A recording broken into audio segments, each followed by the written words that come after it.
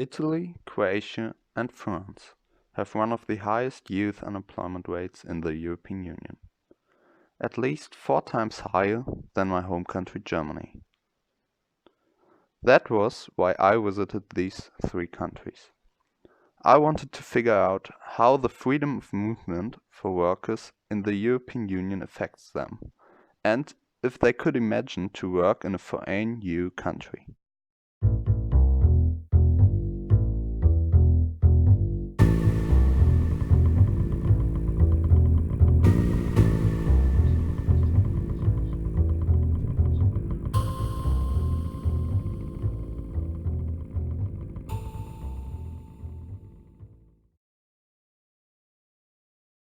In a fashion store in Zagreb, I've met Daniela.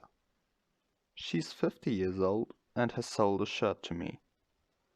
Although she doesn't count for the youth unemployment statistic, she gave me an interesting overview about the situation in Zagreb.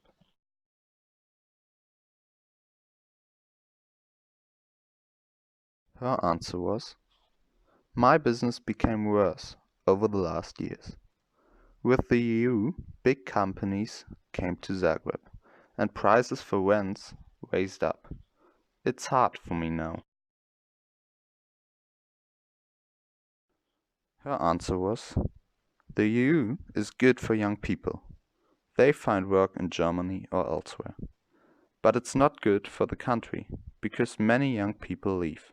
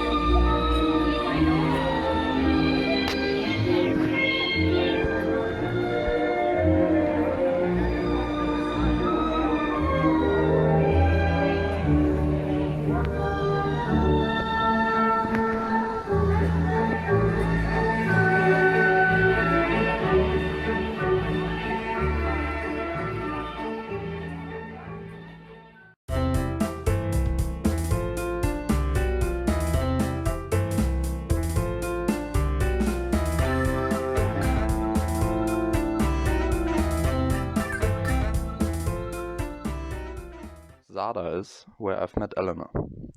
She's 25 years old and lives there. At the moment, she works in a hotel.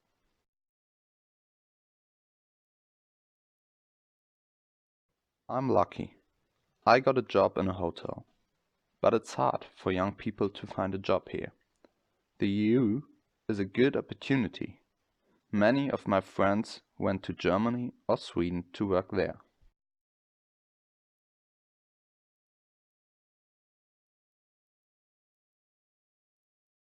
Maybe one day, but I would prefer to stay here in Croatia.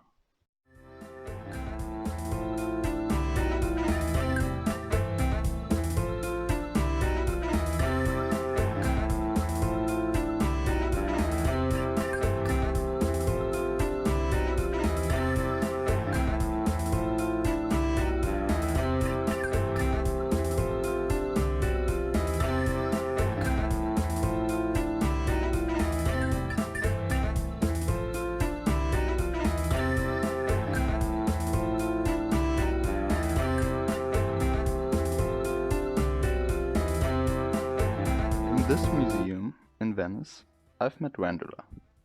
He's 25 years old and works there. 1 year ago, he graduated in IT.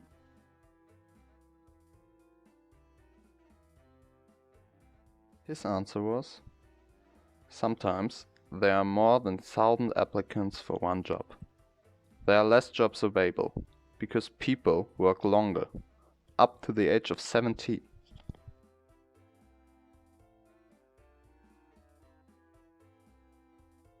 His answer was, yes, that is an option. There are plenty of jobs, I know, but it's hard to leave the family and the home country.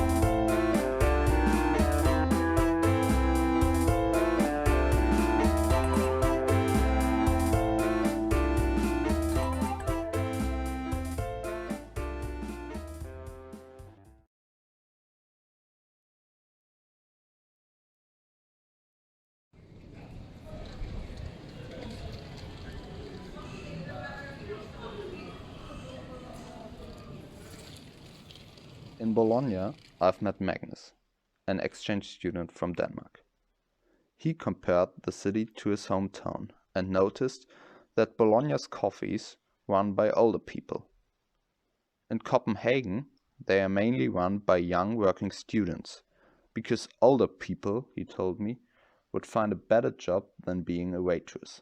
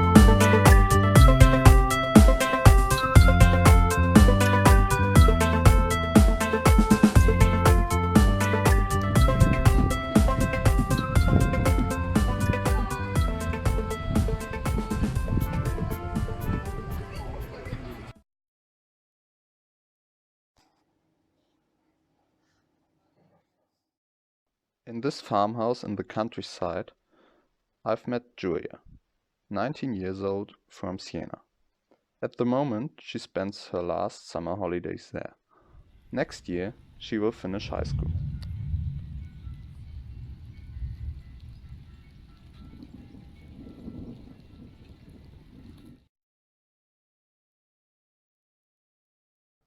She answered, "It's difficult, even to find a student job.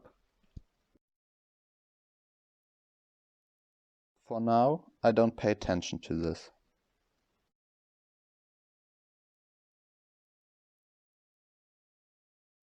Long term, I want to stay with my family in the Toscana."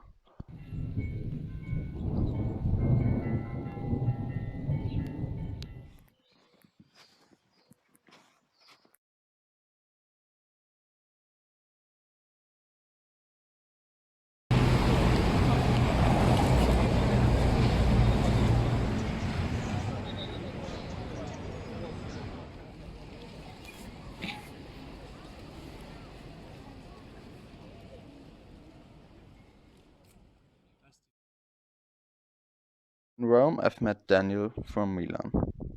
He told me that the youth unemployment is a huge problem.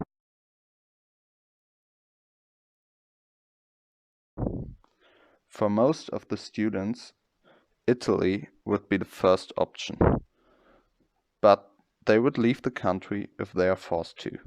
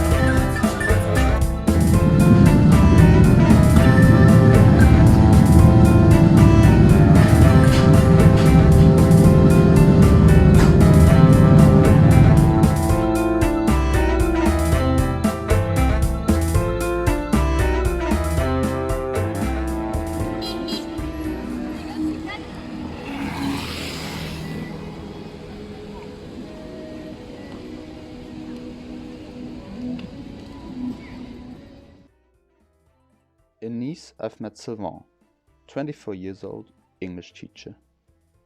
He had no concerns to find a job. In summer, many seasonal workers are needed. But he told me it's hard to find a job with an education like an engineer.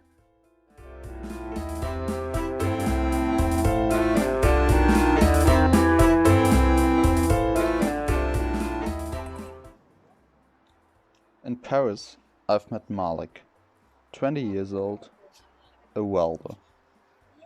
His English is perfect.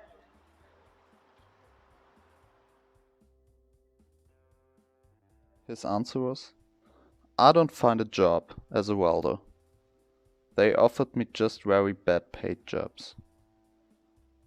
There are almost no jobs for educated people.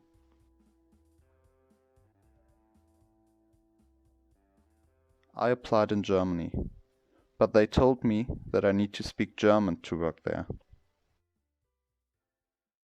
The last stop of my travel was Brussels, to visit the Parliament of the European Union. The freedom of movement is the reason for my travel, and it isn't a given. Moreover, it wouldn't be possible without the European Union. We should never forget the advantages the EU has brought us. Nevertheless, there are still some obstacles concerning moving to another EU country to work there. For many people I've spoken to, the language barrier was the biggest obstacle.